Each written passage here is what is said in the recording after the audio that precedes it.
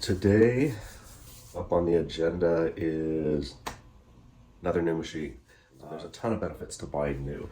Everything's nice, it's clean, it's well fit, it's shiny, right? And there's always huge benefits to that. I think it's fun when we have that opportunity to have something new.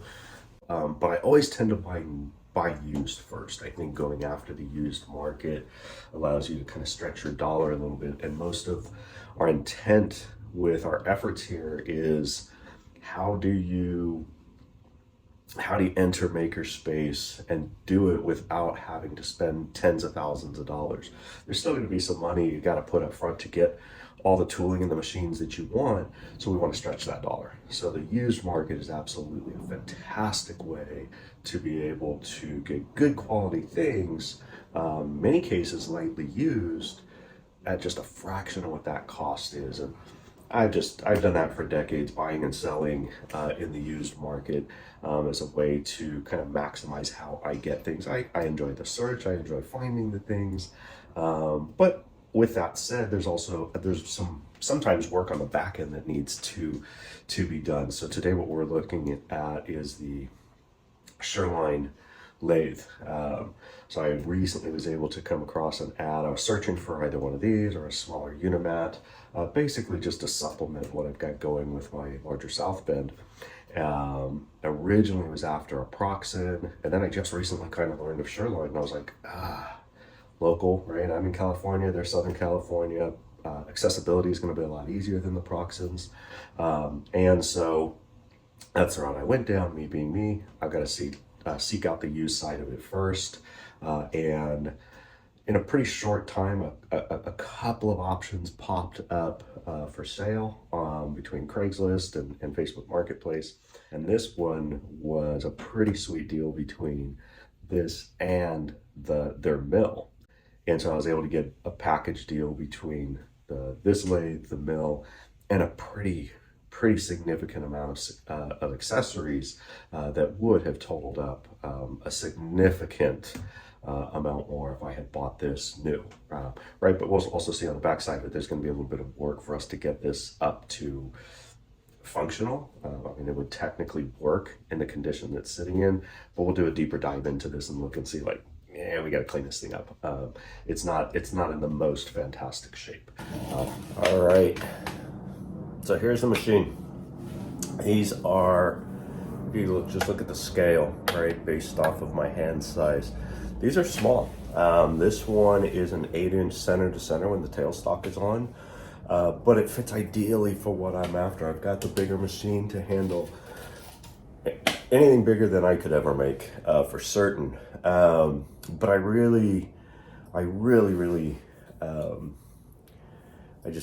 think I became highly almost infatuated with this ability to go with these smaller machines. When I was first kind of building this out and figuring out the direction that I wanted to go, I picked up a Unimat SL 1000. Love that machine. Got just deep into getting all the accessories for it. Then I got the South Bend, and I played around with that range of parts that I could make, clearly bigger than anything my skill level could ever take me to. But I was also able to make really small things, which I thought fit right into where I would mostly be operating. And then, but nagging in the back of my mind was always like, hey, remember that Unimat you used to own? Pretty cool size. So I landed back onto this. So this is really designed to make some of those smaller things. And I don't know, it just feels easier to set up. This is permanently, the South Bend's always permanently here. My intent with the Sherline is to just have it tucked up and out of the way. So yeah, I'll have to bring it down and plug it in and do all that, but the setup just feels easier, right?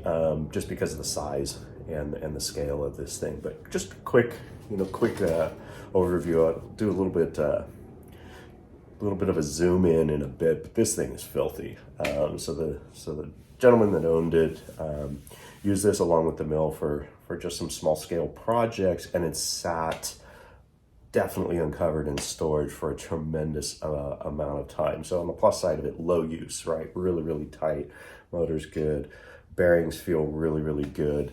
But it's just, it's just not in great condition in regards to not only just the aesthetics, but we wouldn't want to run it this way. It's all gummed up.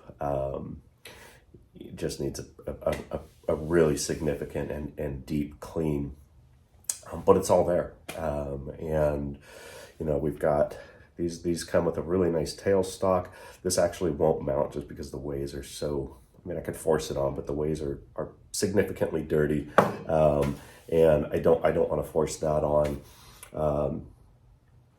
Your cross slide on these are really, really nice. Again, you're looking at this from your view.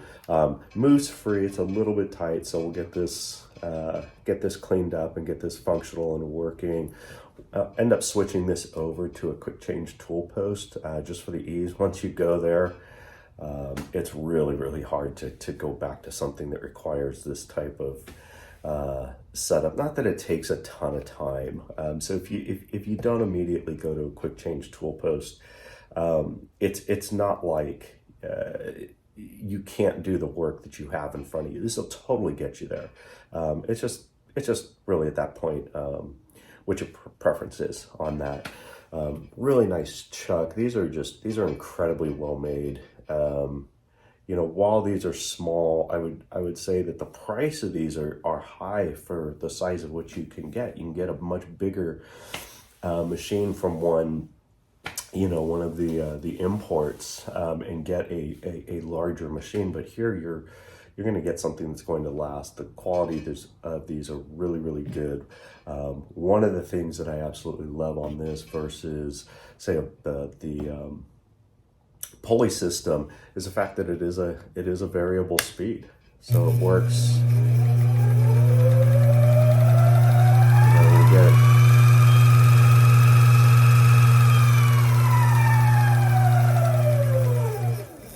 So really, really easy on that side of it, to just get things dialed down and get things working in the way that you need, versus again on South Bend it's still pretty easy. I just have a lever that sets tension. I can flip things over, but it's not as quick as that by any means. Motors on these are really, really tight. These actually, the headstocks of these whole units come out and you can mount them vertically, use these almost as a milling head.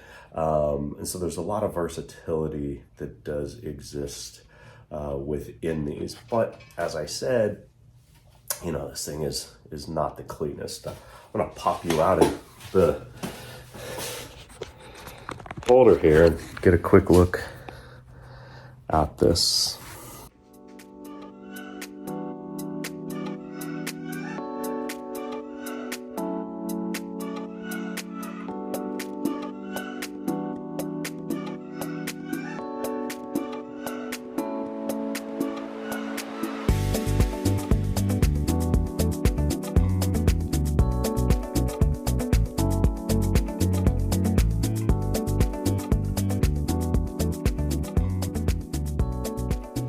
So while a super solid machine, everything works, everything feels tight and good and secure, it's just really dirty. So we've got to get this thing cleaned up and in good order.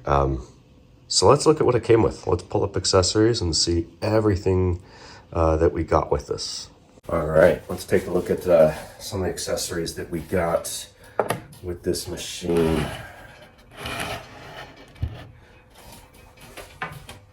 I was like to reuse this board here. Was leftovers from some cabinets I had hanging on the wall. I've used that wood over and over to make other cabinets.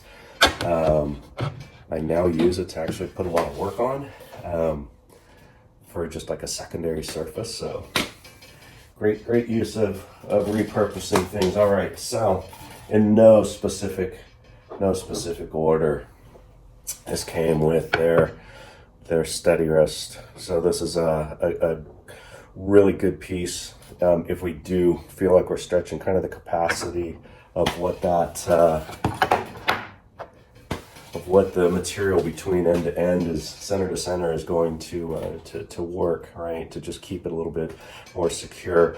So really good piece to have. If you do buy Sherline, you'll see that they have a variety of packages like a basic, then there's a package A accessory, package B, package C. Mind you, this was used, so there's some pieces that exist in here that may not be part of one of the packages. I'm also probably missing a couple of things that would be part of a package just due to being lost, but still overall this was such a great find. We get into that the mill and we do that machine. We're gonna there's a lot of exciting stuff that came with that one as well. Nice backing plate, right? So being able to mount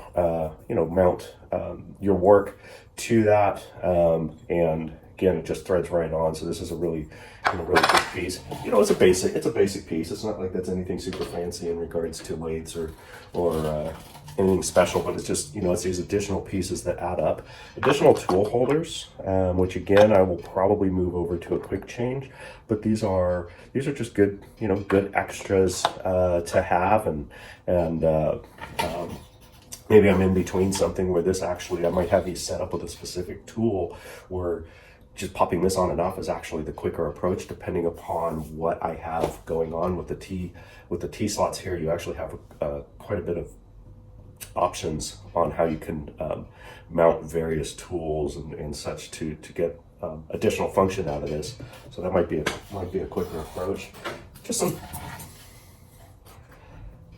tooling metal, right? Allows me to make some additional things. Really, those could be used as cut-off tools.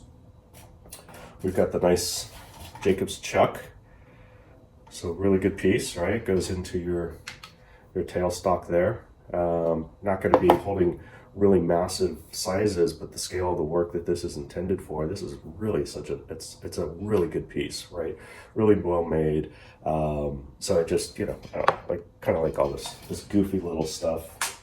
And then we have a chuck key for that.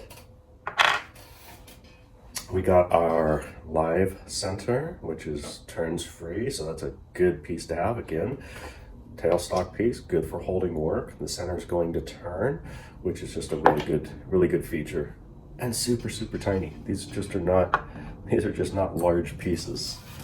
A couple of dead centers as well, right? So same thing, intended to go in your tailstock. So couple of those. What else do we have? Oh, I can't wait to get into cleaning this. I felt like I had to get this video up and going so I can get started cleaning this truck. This thing's dirty. This has just not been well loved. It's in very good condition, and we're going to clean this up to I want to get this thing just bright and shiny and clean, and I don't know, there's something about the Sherline chucks that just kind of stand out to me. So great option. This does not come with any other packages. This is their 4-jaw chuck, which is going to allow for quite a bit better dialing in, especially as you're moving a part in and out of the chuck, where you're not going to be able to get it necessarily replicated exactly in that 3-jaw. We can use that 4-jaw to get it dialed in. So again, when I was looking at this thing, and I leapt at it because of the fact that there was just these pieces that you start adding up. A new one of these is $150 just for that, and so that's going to add up very quickly when you're looking at what the cost of a new machine is. And I'm like, it comes with all this stuff. I will absolutely, for the price I paid for this in the mill, I will absolutely spend that time getting things cleaned up. And then another cool piece that came all in here is actually the threading attachment. So the threading attachment comes with the hand wheel, which we'll get that set up, kind of one of the pieces of getting this thing cleaned up and in working orders. I want to have it set up the way I'll use it. I don't know how much threading I will actually do on this versus I'm leaning more towards just setting up a nice holder into the tailstock and using depending upon whether it's a tap or a die that's needed, possibly going that route versus using the actual threading attachment. But that's also because I don't know how to use a threading attachment, right? And so that's that's what this is all about. That's what this whole channel is going to be about, is let's just dig in. Let's not spend, you know, necessarily tons of money to go out there and have fun and get things made. How do we do it? By just learning along the way and getting this used, new to us. Always love when documentation comes. So this is the documentation on the threading attachment. So I'm definitely going into any of the old school stuff that I buy. I love when documentation exists into there. And then the threading attachment is just, it's a variety of gears. These are just all change gears that allow us to set the right ratio with all the cogs so that we can get the correct thread. So this is also a really nice feature. Does come in their a couple of their packages. So this is it's a good add-on. It can also be bought separately. So again, when I saw that it had all this stuff, it was an easy to arrive to decision for me. I'm all about, let me get the most of what I can. And said there could be stuff that I'll get and I'll be like, I don't even know what this is.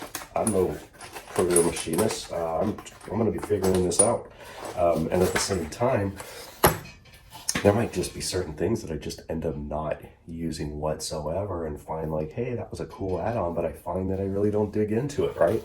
Take, for example, 4-jaw. I could see myself using that, but let's just say that all the work I'm doing, my 3-jaw never gets dismounted, and I'm 2 years in and that piece still sits there shiny and new. It's okay when I buy the stuff and I see how much stuff comes in. It's kind of like the more accessories, the better, and I can make my decision on what I use at that point in time. So this kind of my introduction of this to you is how to buy. Right, go after looking for things that are used. You can really get a great way of stretching your dollar. The second thing about this is, well, on the back side of this, we're going to do a considerable amount of cleaning. We're also going to be able to learn the machine along the way, which is also some high benefit. There's just great benefits to being able to say like, yes, I basically ripped this apart, and I don't know how far we're going to have to dig into this. And I'm not going to tear it apart just to tear it apart. My main thing is if there are any issues, which I have not seen at all, other than just the cleanliness of it, that's really what I'm going to go after, and that'll be coming in the future parts of this video.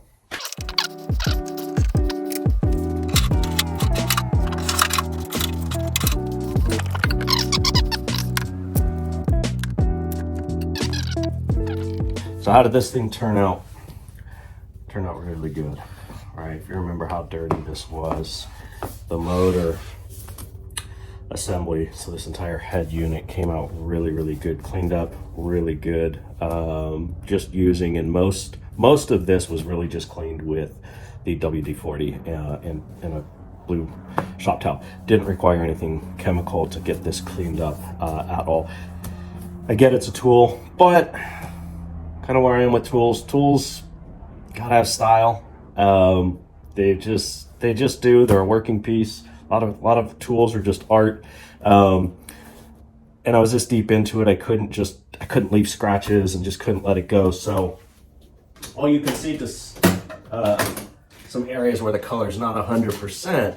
At quick view, this thing looks great. All I used was just a super fat Sharpie. Touched up a couple of the scratches here and there. Like I said, if I didn't go into this big of a teardown, I probably would not have done that. But you're this far in, it's gotta look good at that point. So this came out really well. And then we look at this. Now this was just a mess when we got started. And even looking here, we've got, the visibility of the numbers, which didn't exist before. Everything works just super smooth. We got to adjust some things. I loosened it up a bit while working, so cross slide's a little bit loose, but this had a lot of grime and buildup that just didn't want to let loose. So there was a lot of resistance in this piece. It looks so much better now, and not only does it look good, it's performing at a really good level. Get some better background for this. We want to look at some of the pieces, right? Just the tailstock, everything cleaned up super good. works really, really smooth. Now all of the tool holders cleaned up quite well. Again, we're just going to go make them messy, but we don't have to leave them unattended, right? The steady rest was a mess, and as you can see, there's still a buildup of my WD-40 bath. So just kind of during assembly, we'll just wipe it down and get it so it's cleaned up and good to go. But this is near new. This is why I like buying lightly used, and it's difficult. You have to find things that don't show signs of abuse, right? It's used, so you know that it's not going to be perfect. But I could go buy new, and just through a couple of weeks of use, this would have wear and tear on it just by the nature of doing a project. So I feel like I'm at that level, right? I'm at a level of this being a new used. It's very clean. It's in great shape. Everything came together super, super good. Everything's going to function really, really well. If we remember looking at our chucks, these came out in just great shape. And these were like a discolored to like a brown, and now they're just nicely cleaned up, pulled it all apart, cleaned everything out, cleaned up just the insert areas and all the passageways, so everything moves just as it should. The standard 3-jaw chuck, again, it's just got a nice shine to it. You don't need this. It could be, as long as everything turns and moves, you could do this with, a totally rusted chuck. But again, if you can keep things looking good, I'm kind of a nut when it comes to wanting to keep the stuff clean and neat and wiping down toolboxes and keeping things organized. But I'll also go the other way and get completely messy. Sometimes just the process getting us there. Even things like our chuck, right? Just really cleaned up well. Not that this was probably one of the better pieces, but just all of these came together so nice. I'm super psyched to get this back together, get it mounted onto a new base. I just got another white board for it, which I was back and forth. Let me grab that.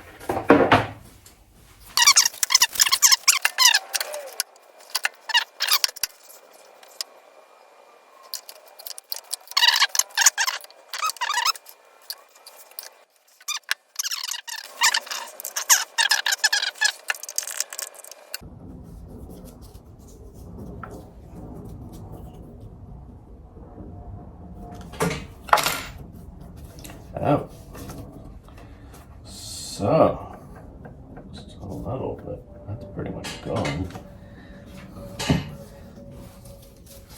So they still make a add-on piece. It's like $35 to get rid of just some of the backlash that exists in these.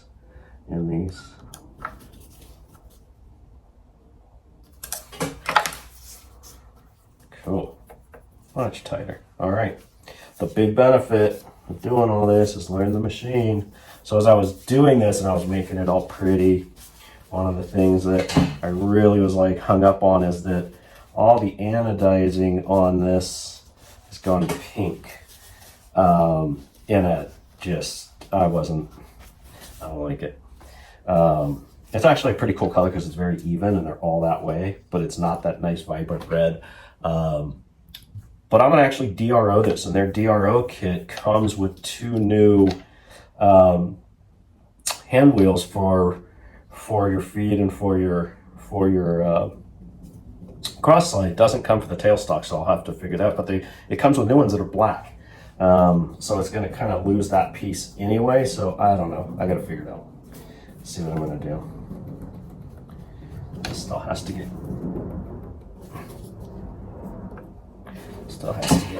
greased, but I'm trying to get my adjustment.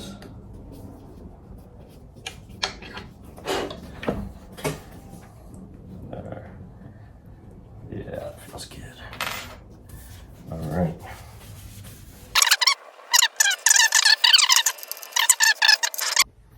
All right, back with this Sherline. Got our order in from Sherline. So assembly's pretty much done with this, as we just saw.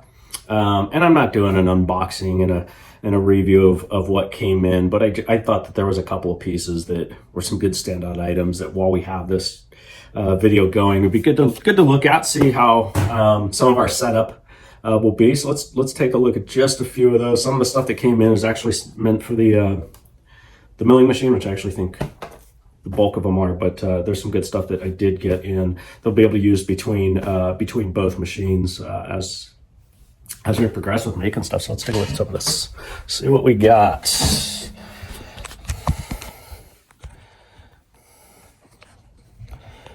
All right, this piece, small adapter, right? So you could take this, mount your chuck to it, and then it's meant to just go into the T slot. So either on here or on the milling machine, and just meant to hold your work. So I think that that's a kind of a good piece, and that tightens down so it gets nice and snug and a really good holding place. I think there's going to be a lot more benefit with that with the milling machine than obviously here in the lathe where you're predominantly holding a tool.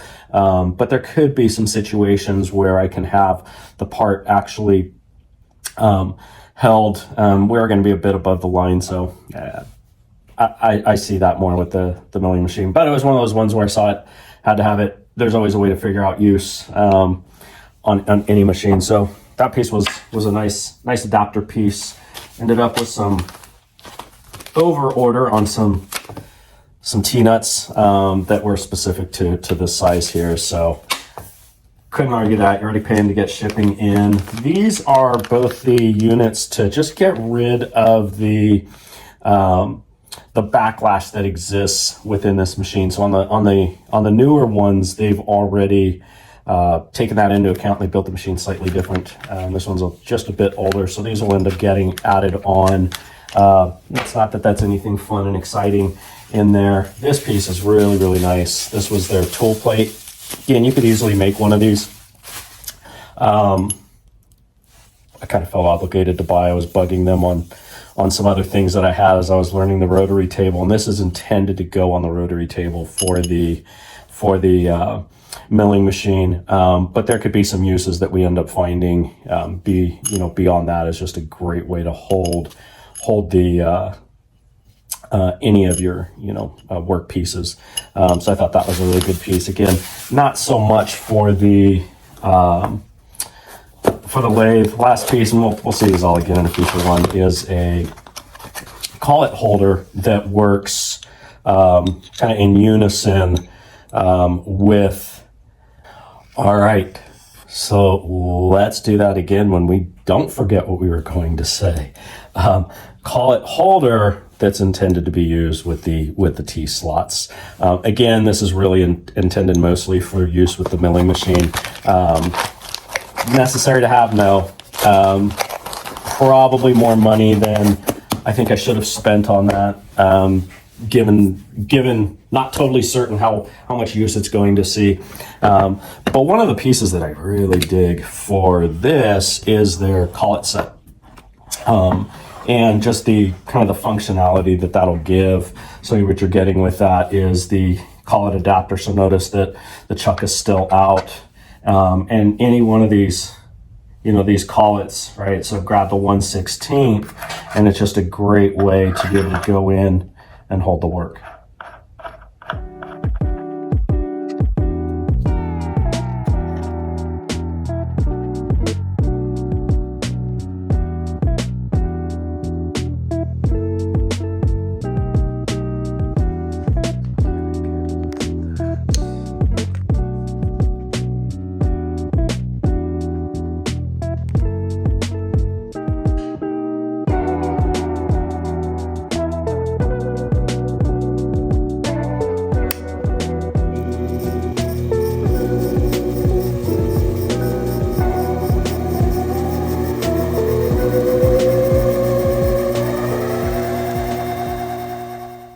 Some quick bonus material I had not intended to do, but I got the mill cleaned up. This thing was equally as messy as the as the lathe, but it came out really, really nice.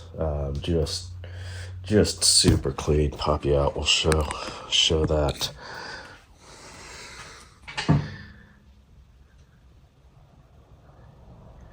Just cleaned down really well. So my add-on I wanted to hit with this was why I buy used. I had shown some of the pieces that were mill related when I was talking on the lathe. But buying used, right? You're buying potentially somebody else's problem, or you're buying something that somebody else just lightly used. In this case, I think it was really lightly used. It just when it went into storage, I wouldn't say it was in the best conditions. But the base of it was really good. And what I liked was just there was not just extras, but it was usable extras. So some of the stuff placed in here are things that came with. Some of the stuff are ones that I actually bought for it. I think I had them just a bit earlier. When that order came in, I was opening that up. But this is, again, I got a sweet deal for both of these machines.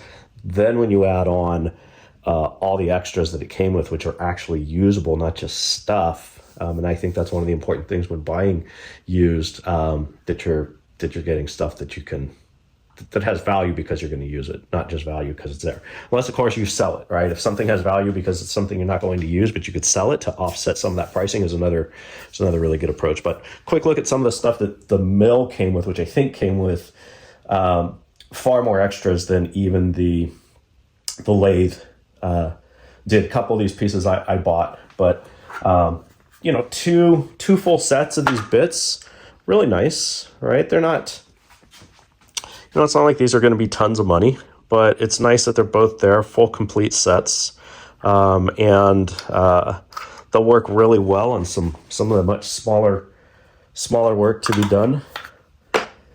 Tool plate cleaned up well. I just hit it with the Scotch-Brite just to clean that up, and that has a few uses, right? So you can use it to mount here and use it as a holder, as a tool holder, a parts holder. But also the rotary table will mount to that. And that obviously was one of my favorite pieces that came along with this. This cleaned up exceptionally well. This thing was all rusted and just not in good shape, and it cleaned up really, really well. So a nice piece there. And these are all extras. You'd have to buy these. I think those are like $90, and the rotary tables are 300 some odd bucks. So it was an awesome deal. This piece here is to be able to mount the rotary table in an upright position. And then the T-slots would go here, so I can have this mounted here and have the rotary table sitting in an upright position, and I can use it for indexing. So you have to do the math. It's not a true indexing head, but it'll serve the purpose for some really kind of more simple pieces. That's just some of the mounting pieces that are used to mount this. It's just a support that would go underneath there. Same with this was a homemade piece that the guy made. This, I think I popped this up just previously. This was a new piece. Just adapters. This is to be able to mount collets onto the rotary table. So you can use that it's basically a draw to hold the collets. This is a adapter, so you can actually mount your chuck onto here if you wanted to, is another way to hold your part in that piece. And then the rotary table, which cleaned up really well. It wasn't that it was in bad shape, but it needed some love, and this thing just moves really, really, really nice. So I'm stoked to use that piece, and just having that come in, it was a nice add-on. And then this would be equivalent to like a tailstock, and you would use this in correlation to this, so that these two would line up if you're holding a piece that needed to be. So you'd have that mounted up to kind of center off of the rotary head. So another good piece. This was a piece, just the tool hold or the parts holder plate that I actually bought that piece new. Probably not necessary, but I was bugging Sherline with a bunch of questions on some things, and with them answering me, I just felt, I should buy it. they were super helpful and didn't need to be when it was clearly stating like, hey, I just bought this as a used machine, and they could have just, told me to go deal with it. And they were super helpful. And so I decided, hey, wasn't a ton of money. I get that they weren't getting rich off of it, but I thought that was the right thing to do. And it was all about just kind of how the centerpiece was that I had a lot of questions on. Another kind of nice box of stuff, right? So just a bunch of tooling that came with this. And, this is where I think that if it's usable stuff, there's value there. I mean, you could always say that there's value in any tool, but if it's just going to sit in a drawer somewhere, there's not a whole lot of value. These are all 3/8. I have just got this cleaned up, so I'm yet to see what I'm going to use here versus my slightly bigger, small mill. Some more smaller bits in here. So just a bunch of things that came with. Even some threading, taps. So some of this is finding its way into just sitting, and I'll sort through and see where I'm at. These are really nice. Some nice collets, which will be able to work with the tool set. These are 3/16. And so I've got a 3/16 and a 1/4 collet, which just fit nicely up into here. And the cool thing about the mill and the lathe combo is that this whole head unit is identical on both machines, so everything crosses over. Is it necessary that you're going to use that? Not complete. And then another collet, right? Some more tooling that just exists, and just there was a lot of good pieces that came with this purchase. So I was stoked on that.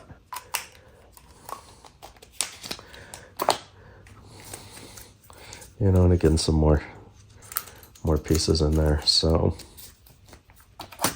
and then a whole, another really nice box of stuff, which again is usable. So I've got the 3 Jacobs chucks. I've got the 3/8 tool holder, and they do make various sizes on this, but having the collets, I will probably use this one anytime I'm going to a 3/8 tool. I'm not going to ever go to a 1/2 inch on any of this stuff. 1/2 inch would just I would just use my different mill. But if I do some of the smaller bits, I've got the collets to be able to do that. So that's good. So I've got all those pieces. I've got the tool holder for the slitting disc and for a fly cutter, and so just a good usable box of accessories that make this thing just super functional. And then in here I've got just all the hold down pieces. These were all strapped down to the rotary table or the clamp. They're just off while I cleaned everything up. So again, didn't plan on doing a full video on the clean out. We saw the one machine get cleaned up, but super stoked off of all the additional stuff. And I got to just get past the tooling and the build out in the shop and get into actually making some stuff. So that'll be up on one of our next things to do. All right, so that's it. That closes out the mill and the lathe from my used purchase. Picking both of these up off of I think this one was Craigslist, might have been Marketplace, but some good stuff. And there's really just some good finds out there. This I was planning on buying a approx lathe, their micro lathe, to match with my little micro milling machine. And I'm in all this, plus all the new stuff that I bought, way cheaper than I would have been for just buying the lathe without any tooling. So I'm, this will live. Even when I bought it, I was really just after the lathe, and I was like, I could sell this and I can offset a lot of that cost. And then just as I got into it, and I was like, no, there's definitely going to be a place on this, especially just the size of it, and everything just works super, super good. Okay, really closing it out. Catch you next time.